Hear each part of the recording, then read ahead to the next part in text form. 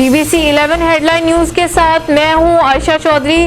गोजरा में 4th VCC अल-सिद्दीक cricket tournament का इनेकाद किया गया।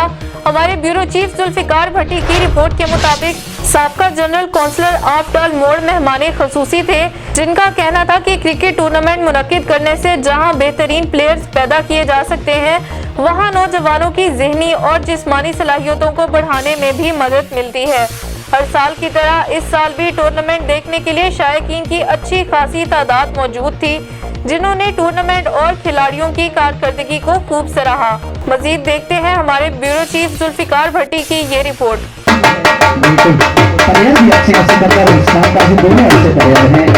दिल से शुक्रगुजार है, खुश आमदीद कहते हैं।